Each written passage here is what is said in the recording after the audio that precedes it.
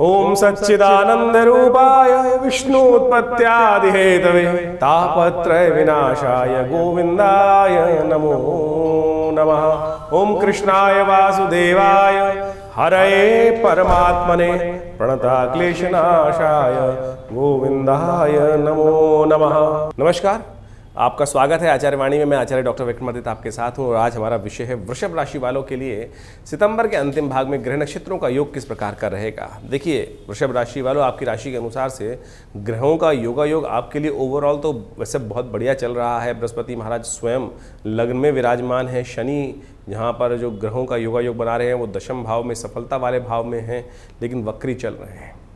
यदि इनका इलाज करते रहें तो आपके बहुत अच्छे से ग्रह नक्षत्रों का प्रभाव बहुत अच्छा हो सकता है। और शनि महाराज इस वक्त दशम भाव में चल रहे हैं वक्र अवस्था में। जो मैंने समझाया आपको, उसका कारण है कि आप समझे वो स्थान होता है पितृ का, पिता का, और साथ साथ वो स्थान है आपके सफलता का, वो स्थान है आपके सम्मान का। और वहाँ जब वक्री ग्रह चल रहे होते हैं तो थोड़ी सी स्थिति में परेशानी उत्पन्न करने के योग दे देते हैं। सीधी तरह से कार्य नहीं होने वाला है, थोड़ी सी उंगली टेढ़ी करने के आपको प्रयास करने पड़ेंगे, तब जाके ग्रहों की स्थिति आपके लिए बहुत अनुकूल हो सकती है। और सितंबर के अंतिम भाग में ग्रह नक्षत्रों का योग बड़ा विचित्र बनता दिखाई दे रहा है। सूर्य, केतु, बुध की युति होने के योग दिखाई देते हैं और ये ग्रह विशेष तौर पर इन पर मंगल की दृष्टि है। बुध वहाँ पर स्वग्रही होकर उच्च के होकर विराजमान हो गए हैं, केतु के साथ विराजमान है, तो एक अच्छी युति बनती है। लेकिन मंगल की दृष्टि सूर्य और इन तीन ग्रहों पे आ जाए, उसके बाद अगले माह के आरंभ में वहाँ पर शनि चंद्रमा भी विराजमान हो जाएंगे, चतुर्ग्रही योग बन जाएगा। तो ये कहीं ना कहीं स्थिति जो है वो अशांति की तरफ।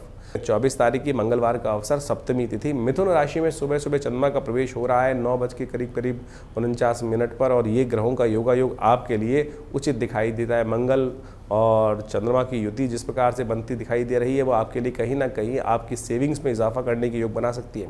ये स्थिति आपके लिए अच्छी है ग्रह नक्षत्रों के दृष्टिकोण से। यदि किसी भी काम को करने से पहले बड़े जनों का, माता पिता का, गौ का पूजन करके आशीर्वाद लेकर उन सबके निमित्त आगे बढ़ने का प्रयास करेंगे तो बहुत सुंदर रहेगा आपके लिए। सप्तमी का श्राद्ध शास्त्र के दृष्टिकोण से इस दिन किया जाना चाहिए। और जो ये श्राद्ध इत्यादि कर्म है ये समस्त प्रकार से आपके कष्ट को, भार को, जीवन से ऋण को निवृत्त करने का योग बनाते हैं। 25 तारीख बुधवार का अवसर, अष्टमी तिथि विद्यमान है और अष्टमी का श्राद्ध भी इसी दिन शुद्ध रूप से शास्त्र में प्रमाणित है। ग्रह नक्षत्रों के दृष्टिकोण से आपकी राशि के अनुसार से बुध ग्रह जो है थोड़े कमज़ोर चल रहे हैं, क्योंकि उच्च के तो हैं लेकिन अस्त अवस्था में सूर्य के कारण साथ होने के कारण से वो अपना पूर्ण फल नहीं दिखा पा रहे हैं। तो उनके निमित्त थोड़ा सा उपाय आपको करने का प्रयास करना चाहिए। और बुध जब अस्त चल रहे होते हैं तो समझें थोड़ी सी चीज़ों को आगे बढ़ाने में दिक्कत आ सकती है। और ऐसे में एक बात ध्यान रखें, मुख से अपशब्द ना निकले। बुध एक बड़े विचित्र ग्रह है और ऐसे में बड़ा सुंदर उपाय आप समझें कि वाणी का संयम बरतने का आपको प्रयास करना चाहिए, वो आपके लिए बड़ा अच्छा रहेगा। वाणी पर संयम बरतते हुए कार्य करेंगे तो आपके लिए आगे बढ़ने के योग बनते दिखाई देंगे। वृषभ राशि वालों के लिए खास उपाय हम बता रहे हैं, अवश्य करें। गौ पूजन करें, गाय के निमित्त पालक का दान करना इस स्थिति में आपके लिए बड़ा अच्छा दिखाई देता है। श्राद्ध भी चल रहे हैं और उसके साथ साथ आपके बुध को भी शक्ति प्राप्त करने का सुंदर योग बनता दिखाई देगा। 26 तारीख के दिन ग्रह नक्षत्रों का योग किस प्रकार से है वो भी समझ लीजिए। बृहस्पतिवार का अवसर है, नवमी तिथि विद्यमान है और ग्रह नक्षत्रों के दृष्टिकोण से कर्क राशि में चंद्रमा शाम के समय प्रवेश करते दिखाई दे रहे हैं। और कर्क राशि में उच्च के होकर ये कहीं ना कहीं आपके लिए शौर्य में वृद्धि करने के योग बनाते दिखाई देंगे। अदम्य उत्साह के साथ कुछ नया करने का वल्वला आपके अंदर उत्पन्न होता दिखाई दे रहा है। नई योजनाओं के प्रति आपके लिए कुछ ना कुछ अच्छे चांसेस बनते दिखाई देंगे। ऐसे दिन नौमी का श्राद्ध इस दिन किया जाएगा। सौभाग्यवती स्त्रियां जिनका कई बार क्या होता है कि बहुत सारे रिश्तेदार ऐसे होते हैं, बहुत सारे लोग ऐसे होते हैं जो गमन हो जाता है लेकिन उनकी श्राद्ध तिथि का ज्ञान नहीं होता।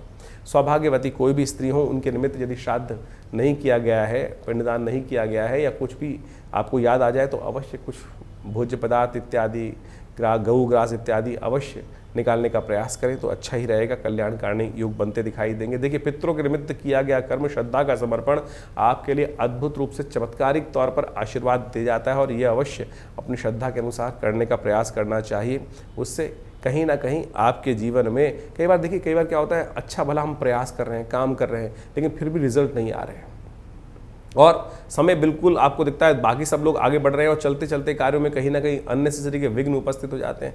ये कहीं ना कहीं पितृ ऋण संबंधित समस्या हो सकती है। उसके निवारण के लिए श्राद्ध कर्म इत्यादि शास्त्र में प्रमाणित किए गए हैं। अवश्य हमें अपने कर्तव्य को समझते हुए इसको करने का प्रयास करना चाहिए। जो विशेष तौर पे देव तर्पण, हमारे शास्त्र में देव तर्पण, पितृ तर्पण, ऋषि तर्पण, काय तर्पण, ये सब प्रकार के तर्पण बताए गए हैं और उन सब को कर कर अपने पितरों के निमित्त अवश्य ये कर्तव्य का पालन आपको अवश्य करने का प्रयास करना चाहिए। 27 तारीख का अवसर ग्रह नक्षत्रों के दृष्टिकोण से समझ लीजिए क्या कुछ दिखा रहा है। शुक्रवार का दिन है, दशमी तिथि है, दशमी का श्राद्ध इस दिन किया जाएगा और ग्रह नक्षत्रों के दृष्टिकोण से योग तो अच्छा बनता दिखाई दे रहा है, समय आपके लिए बड़ा अनुकूल दिखाई देता है, लेकिन ऐसा भी बन सकता है योग कि आपका समय कुछ ना कुछ व्यर्थ कामों में बर्बाद ना हो, इधर उधर के फालतू के काम आपके जिम्मे पड़ते जाएं और आप आगे बढ़ने का जो समय यूटिलाइज करना है वो ना कर पाएं। ऐसे में तो उसको थोड़ा सा यूटिलाइज करने का प्रयास करना चाहिए। आपकी राशि के अनुसार से इस दिन शिव की आराधना आपके लिए बड़ी सुंदर दिखाई देती है। ओम नमः शिवाय का जप और साथ साथ आप यदि करते हुए ओम भगवान का शुद्धाभिषेक कर लें, शिव का थोड़ा ध्यान कर लें, शिव पर दूध अर्पित कर दें, तो महालक्ष्मी की कृपा प्राप्त करने के सुंदर अवसर आपकी राशि के अनुसार से ग्रहजन योग के अनुसार से बनते दिखाई दे रहे हैं। इन दिनों विदेश संबंधित काम आपके विशेष तौर पर वर्ण से दूसरे वर्ण के लोगों के साथ काम करना और आपकी राशि में दिखाई देता है कि इस वक्त बलच्छों के साथ काम करना आपके लिए बड़ा अच्छा दिखाई देता है। आपकी जाति से बाहर के लोग, आपके वर्ण से नीचे वाले लोग, वो आपको लाभ देने के योग अच्छे बना सकते हैं। तो इन दिनों इस समय का लाभ अवश्य लेने का आपको प्रयास करना चाहिए। जिस दिशा में हमने आपको बताया उसमें काम करने का प्रयास करें, देखिए कुछ ना कुछ रास्ता बन सकता है। 28 तारीख का जो ग्रह नक्षत्रों का योगायोग है वो भी समझ लीजिए। वृषभ राशि वालों के लिए शनिवार का योग जो बन रहा है और साथ साथ एकादशी का योग बन रहा है, ये आपके ग्रहों को ठीक करने के लिए बड़ा सुंदर योग बनता दिखाई दे रहा है। देखिए एकादशी है शनिवार के लिए और 2 बार से ऐसा योग बन रहा है कि शनिवार और एकादशी एक साथ है और आपकी राशि के अनुसार से आपकी सफलता वाले भाव में शनि वक्री होकर बैठे हैं। तो ऐसे में शनि को मनाने का सुंदर प्रयास करें। एक घड़ी आधी से पुनियाद, तुलसी संगत साध की, शास्त्र कहता है हरे कोट अपराध। एक सुंदर योग जो बन रहा है, थोड़े से तिल लेकर भगवान शंकर का उस पर भगवान शंकर पर अर्पित करने का प्रयास करें। उससे भगवान शंकर का ओम त्र्यंबकम यजामहे सुगंधिम पुष्टिवर्धनम उर्वारुकमिव बंधनान मृत्योर्मुक्षीयमामृतात्। और इस वक्त ग्रह योग दिखा भी रहे कि शंकर की उपासना करने से आपके लिए आपकी किस्मत जगने के योग बन सकते हैं। तो ये तिथि बहुत सुंदर है, एकादशी का सुंदर योग है और ऐसे में थोड़े तिल लेकर उन पर उनका जल मिलाकर या दूध मिलाकर भगवान शंकर पर अभिषेक करना आपके लिए शनि को भी अनुकूल करने के योग बना सकता है। तो अवश्य इस उपाय को करने का प्रयास कीजिए, सुंदर रहेगा, कल्याणकारी योग बनते दिखाई देंगे आपके। 29 तारीख के दिन बात करें, रविवार का अवसर है, द्वादशी तिथि है और द्वादशी का श्राद्ध इस दिन करने का शास्त्र में प्रमाणित है। सन्यासियों का श्राद्ध भी इस दिन किया जाता है। कोई व्यक्ति हमारे परिवार में यदि संन्यास ग्रहण कर लिया है तब भी उनके निमित्त भी भारतीय संस्कृति में परिवारजनों का, क्योंकि सन्यासी तो अपना श्राद्ध बन के संबंध तोड़ लेता है, लेकिन परिवार का दायित्व है कि उन संन्यास ग्रस्त व्यक्तियों का भी श्राद्ध अवश्य करने का प्रयास करें। क्योंकि यदि जिस दिन उन्होंने संन्यास लिया उस दिन या विशेष तौर पर कभी समस्त सन्यासियों के निमित्त जो ये तिथि है द्वादशी तिथि इसी के लिए प्रमाणित है, तो इस दिन अवश्य उनके निमित्त कोई दान पुण्य इत्यादि अवश्य करने का प्रयास करना चाहिए, ये आपके लिए अच्छा रहेगा। सिंह राशि में सूर्य सुबह सुबह चंद्रमा प्रवेश कर रहे हैं और ये आपके लिए थोड़ा स्वास्थ्य का ध्यान रखने की ज़रूरत दिखाई देती है। स्वास्थ्य का ध्यान रखते हुए कार्य करना आपके लिए बहुत ज़रूरी दिखाई देता है। स्वास्थ्य के निमित्त थोड़ा चावल इत्यादि का दान करेंगे तो अच्छा रहेगा। महामृत्युंजय का मंत्र का जप करना भी आपके लिए अच्छा है। 30 सितंबर की यदि हम बात करें, त्रयोदशी तिथि है, उस दिन सोम प्रदोष का सुंदर योग बन रहा है। त्रयोदशी और सोम प्रदोष का योग और श्राद्ध का अवसर और बहुत सुंदर योग है आपकी राशि के अनुसार से। समझें कि ग्रह नक्षत्रों का प्रभाव आपके लिए अनुकूल दिखाई देता है और कहीं ना कहीं आगे बढ़ने के अवसर बन सकते हैं। थोड़ा सा आप अपने मत के साथ साथ दूसरों के मत को भी थोड़ी तवज्जो देने का प्रयास करें, अपनी अपनी ना चलाएं, खाली थोड़ा सा ध्यान रखते हुए करेंगे। और बच्चों के लिए खासतौर पे ग्रह नक्षत्र ऐसे बन रहे हैं इन दिनों कि जितना वो पढ़ाई में आगे बढ़ने का प्रयास करेंगे, मेहनत करेंगे, उतनी ज़्यादा सफलता के योग भाग्य से रास्ते बनते दिखाई देंगे। सोम प्रदोष का योग है, कोशिश करें भगवान शंकर के निमित्त थोड़ा जलाभिषेक करें, कष्टों को निवारण करने का रास्ता बनेगा। सोम प्रदोष अपने आप में अद्भुत योग है। सोमवार के दिन त्रयोदशी और भगवान शंकर की आराधना करने का अवसर, तो शाम के समय हो सके तो भगवान शंकर के निमित्त रुद्राभिषेक इत्यादि करें। श्राद्ध चल रहे हैं, श्राद्ध के निमित्त कौन सी तिथि में किस प्रकार का कार्य करना चाहिए हमने आपको बताया। इसके अलावा श्राद्ध किस प्रकार से किया जाए, क्या आवश्यकता है, वो भी आपको अवश्य जानना चाहिए। एवं हम बताने का थोड़ा सा सुंदर रूप, संक्षिप्त रूप में बताने का प्रयास कर रहे हैं। समझिए, देखिए किस प्रकार से आपके जीवन में कल्याण का अवसर आपको प्राप्त होगा ये श्राद्ध इत्यादि कर्म करने से। तो जैसा भी आपने सुना, पूरा सिलसिलेवार तरीके से आपकी राशियों में किस प्रकार का योगायोग बनता दिखाई दे रहा है। इसके साथ साथ हमने आपको विशेष तौर पर बताया श्राद्ध के बारे में। श्राद्ध भारतीय संस्कृति का एक ऐसा विषय है जिसको कहा जाता है श्रद्धा का समर्पण। श्राद्ध का नाम ही श्रद्धा के समर्पण से बना है और भारतीय सनातन संस्कृति का एक ऐसा अद्भुत विभाग है कि जिसको हम समझ लेते हैं कि मृत्यु एक जीवन का अंत है। देखिए, मृत्यु एक जीवन का चक्र है, जन्म मृत्यु। इस संसार में न तो जन्म का चक्र कभी समाप्त होता है, ना मृत्यु का चक्र कभी समाप्त होता है। पुनरअपि जन्मम पुनरअपि मरणम शास्त्र में कहा गया है और आदि शंकराचार्य जी ने इसको प्रतिपादित भी किया है कि हम बार बार जन्म लेते हैं और बार बार मृत्यु को प्राप्त होते हैं। तो इसलिए ये जो हम सोच के आते हैं कि एक बीज को डाला, उसके बाद समाप्त हो गया बीज, उसके बाद जीवन की लीला समाप्त, उसके बाद कुछ नहीं, मृत्यु के बाद भी आगे बहुत कुछ है। पुनरअपि जन्मम, ये बात सैद्धांतिक तौर पर सत्य के रूप में शास्त्र में प्रतिपादित की गई है। श्राद्ध उसका वास्तविक तौर पर प्रमाण है, ज्योतिष उसका वास्तविक तौर पर प्रमाण है कि हम पुनर्जन्म में विश्वास करने वाले लोग वास्तविक तौर पर भारतीय संस्कृति का एक वैज्ञानिक स्वरूप है ज्योतिष। ज्योतिष के अंदर हम जब दशाओं को निकालते हैं, गतरक्ष सर्वक्ष इत्यादि नक्षत्र की कैलकुलेशन करते हैं, तो उसके अंदर भुक्त भोग्य की व्यवस्था आती है कि कितनी दशा, कौन सी दशा नक्षत्र के किस अंश पे आपका जन्म हुआ है, किस वेला में आपका जन्म हुआ है, उसके अनुसार से उस नक्षत्र के अनुसार से कौन सी दशा में आपका जन्म हुआ, कितना भुक्त हो चुका था, कितना भोग्य बाकी है। यानी हम जब आप अपनी विंशोत्तरी दशा को देखेंगे अपनी जन्मपत्री के अंदर, तो वहाँ लिखा होता है जैसे किसी की दशा में कौन सी दिशा में जन्म हुआ, तो कितना आप पूर्व जन्म में भोग चुके हैं और उसकी बैलेंस दशा जो है वो इस जन्म में आपको भोगने को मिलने वाली है। तो उसके हिसाब से पूरा यानी गतरक्ष सर्वक्ष निकालकर आप सही समझ सकते हैं कि ये जीवन बार बार प्राप्त होने वाला है। तो उसी प्रकार से और पुनर्जन्म जो है वो इतनी जल्दी होता नहीं है, हमारे यहाँ शास्त्र में कहा गया है। बहुत सारे लोग भ्रांति के रूप में इस कथाओं को सुना देते हैं कि व्यक्ति की मृत्यु हुई, जीवन समाप्त हुआ और कुछ ही दिनों में उसका पुनर्जन्म प्राप्त हो गया। लेकिन शास्त्र प्रतिपादित करता है कि हर व्यक्ति को अपने, देखो 1 वर्ष तक तो आपको प्रेत योनि में ही रहना है जीवन समाप्त होने के बाद। जब तक आपकी उन्मासिक श्राद्ध पूरे नहीं हो जाएंगे, यानी 1 वर्ष तक, 1 वर्ष के बाद ही व्यक्ति प्रेत योनि से निकलकर पितृ योनि में जाता है। तो उस 1 वर्ष के अंदर तो प्रेत योनि होनी है, तो इतनी जल्दी पुनर्जन्म होना ही नहीं है। तो इस बात को हम समझें कि श्राद्ध किनको करना है किनको नहीं करना, ये तो भेद हो ही नहीं सकता। क्या स्त्री, क्या पुरुष, क्या छोटा, क्या बड़ा, हर कोई अपने दिवंगत आत्माओं की आत्म शांति के लिए श्राद्ध कर सकता है। जब हम श्राद्ध करते हैं तो वे देवताओं का श्राद्ध करते हैं, ऋषियों का श्राद्ध करते हैं। सप्त ऋषियों का श्राद्ध के साथ साथ हम ब्रह्मा विष्णु महेश इत्यादि समस्त ऋषिगण का भी श्राद्ध करते हैं, अवतर्पण इत्यादि करते हैं ना साथ में। तो इस बात को समझे, कोई भी किसी के निमित्त श्राद्ध कर सकता है। तो श्राद्ध इत्यादि श्रद्धा का समर्पण तो कहीं भी किया जा सकता है ना। तो आज बहुत सारे लोग कहते हैं कि भाई बड़े भाई कर लेंगे, छोटे भाई नहीं करेंगे, भाई कर लेंगे, स्त्रियां बहनें नहीं कर सकती। अरे कोई भी कर सकता है। राम की जब भगवान रामायण के अंदर इस कथा को बड़ी सुंदर तरीके से कहा गया है कि भगवान राम जब गया पहुँचे और उन्होंने वो श्राद्ध कर्म करने के लिए लक्ष्मण जी को हाट भेजा, दुकान में भेजा कि सामान लेके आओ, कि व्यवस्था करो, श्राद्ध करना है। और जब वो नहीं पहुँच पाए समय से, तो भगवान राम स्वयं लक्ष्मण जी को देखने गए, तब तक श्राद्ध का मुहूर्त ना निकल जाए, भगवती ने स्वयं वो श्राद्ध कर्म पितरों के निमित्त किया। तो जब सीता जी कर सकती हैं श्राद्ध स्त्री होते हुए, तो आप ये किस बात भ्रांति में बसे हुए हैं कि नहीं केवल पुरुष ही श्राद्ध कर सकते। शास्त्र, भारतीय संस्कृति स्त्री पुरुष में कोई भेद नहीं मानता है। ये बात हमको अच्छे से समझ लेनी चाहिए। कुछ लोगों ने इनको अनेक प्रकार से उपस्थित करने का प्रयास किया। वो मति भ्रम हो सकता है, व्यक्तियों के ज्ञान के ऊपर समस्या हो सकता है। लेकिन जो मैं कथा में आपके समक्ष उपस्थित कर रहा था कि भगवान राम की अनुपस्थिति में भगवती सीता ने स्वयं पितृ इत्यादि यानी दशरथ इत्यादि जी का श्राद्ध करने के लिए गया में सुंदर व्यवस्था बनाई। तो आप भी कोई चिंता ना करें इस बात को, विशेष तौर पे हमें अपने पितरों के निमित्त श्राद्ध करना चाहिए। कई लोग ऐसा कह देते हैं गया का नाम आया है तो हम गया में जाके पिंड छुड़ाया है, उसके बाद आगे करने की आवश्यकता नहीं है। अरे वहाँ के महात्म्य वर्णित है कि इतने सुंदर स्थल है कि यहाँ पर पितृ को मोक्ष प्राप्त करने का सुंदर रास्ता बन जाता है, उसकी आवश्यकता नहीं होती। लेकिन ये तो आपका श्रद्धा का समर्पण है। जब तक आप हैं तब तक अवश्य अपने पितरों के निमित्त 3 पीढ़ी तक पिता, पितामह, परपितामह यानी 3 पीढ़ी तक अवश्य हमको अपने समस्त लोगों का श्राद्ध करने की कार्य करने का अवश्य प्रयास करना चाहिए। मध्याह्न काल शास्त्र के लिए सबसे श्रेष्ठ है।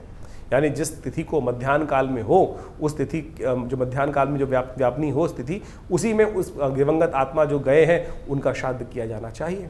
यदि आपको ज्ञात है कि किस समय उनका गंतव्य हुआ, उस समय प्रत्यक्ष रूप से कौन सी तिथि विद्यमान थी, उस तिथि में चाहे कृष्ण पक्ष है चाहे शुक्ल पक्ष है, तो इन श्राद्ध आश्विन के श्राद्ध के समय में पितृपक्ष के दौरान उनका अवश्य तर्पण। और श्राद्ध में क्या क्या करना चाहिए, वैसे तो विधान बहुत लंबा चौड़ा है, जितना आप कर सकते हैं गायत्री जप अवश्य करें, तर्पण अवश्य करें, पिंडदान अवश्य करने का प्रयास करें। तर्पण इत्यादि के साथ साथ गायत्री का जप कर सकते हैं, गायत्री का यज्ञ कर सकते हैं, ब्राह्मणों को भोजन करा सकते हैं, गऊ के घास निकाल सकते हैं।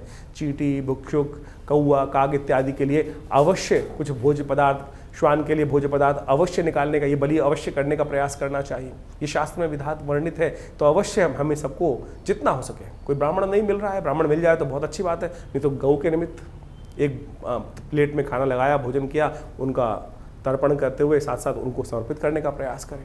और कोशिश ये करें अवश्य श्राद्ध के साथ, नहीं व्यवस्था हो पा रही तो कोई चिंता नहीं, आप 2 केले भी दान कर देंगे तो भी आपके पितृ आपको आशीर्वाद। बहुत सारे लोग पितृ दोष से समस्या उत्पन्न कर लेते हैं कि पितृ दोष हो गया कुंडली में। अरे पितृ दोष नहीं होता, पितृ ऋण हो सकता है। आप अपना कर्म नहीं करोगे तो पितृ ऋण के रूप में आपके जीवन में वो भार चढ़ता चला जाएगा, ब्याज दर ब्याज के रूप में आपके जीवन में वो ब्याज दर ब्याज, वो ऋण चक्रवर्ती ब्याज की तरह परेशान कर सकता है। लेकिन पितृ आपसे रुष्ट हो, ये बड़ी विचित्र बात लगती है कि पितृ रुष्ट हो गए। बहुत सारे लोग बोलते हैं पितृ रुष्ट। अरे माता पिता किसी से कभी रुष्ट हो सकते हैं क्या? ये सोचें कैसी विडंबना हमने डाल दी कि पितृ, लोग कह देते हैं ज्योतिषी जन्मपत्री दिखाने के पास गए और उसने भ्रांति मन में उत्पन्न कर दी कि आपके तो पितृ रुष्ट हैं। अरे पिता, माता पिता किसी से रुष्ट नहीं होते, आप उनका उपहास भी कर दो तब भी वो तो, लेकिन दोष है, वो इस प्रकार का दोष है कि वो आपको प्रकृति माफ नहीं करती। आपको पितृ आपके रुष्ट होना, लेकिन प्रकृति आपको उस जो आपने गलत कर्तव्य किया है वो ऋण, वो भार आपके ऊपर अवश्य चढ़ जाएगा, वो आपको ध्यान रखना चाहिए। तो ये बात प्रकृति के दत्त है। तो आप एक बात ऐसे समझे कि कोई पिता, किसी व्यक्ति ने, बालक ने पिता का उपहास भी कर दिया, शायद पिता उनको माफ कर देंगे, लेकिन वो प्रकृति जो है, वो कर्म का सिद्धांत जो है, वो आपके ऊपर भार के रूप में विद्यमान हो जाएगा। उससे हमें समझना चाहिए। एक छोटा बच्चा यदि पिता के ऊपर खेल रहा हो, पिताजी के ऊपर कुछ विष्टाबित कर देगा, तो क्या पिता रुष्ट हो जाते हैं? माता पिता तो रुष्ट बिल्कुल होते ही नहीं। कभी जब प्रत्यक्ष नहीं हुए तो अप्रत्यक्ष रूप में जाकर हाँ दुखी जरूर होते हैं।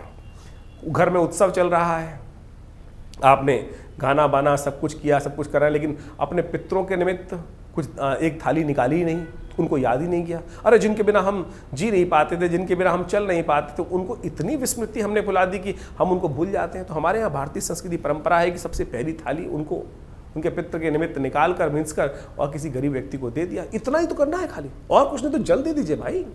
हर नित्यपति तर्पण यही नहीं श्राद्ध के अवश्य करें, पितृ निमित्तिक श्राद्ध बोला गया है। निमित्तिक श्राद्ध, शास्त्र में 12 प्रकार के श्राद्धों का वर्णन आता है, और जो पावर्ण्य श्राद्ध इस वक्त हम पर्व में कर रहे हैं, पक्ष में कर रहे हैं, वो पावर्ण्य श्राद्ध के अंतर्गत आता है।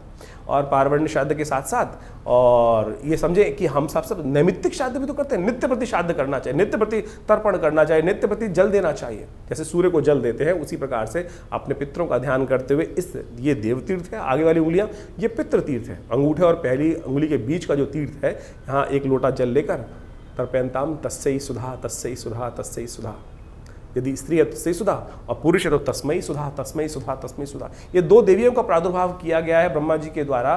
स्वाहा नाम की देवी यज्ञ की आहुति देवता तक पहुंचाती हैं, और स्वधा नाम की देवी आपके द्वारा अर्पित किया गया जो जल इत्यादि है, भोज्य पदार्थ इत्यादि हैं, वो आपके पितरों के तक पहुंचाती हैं। तो इसको अवश्य करने का प्रयास करना चाहिए।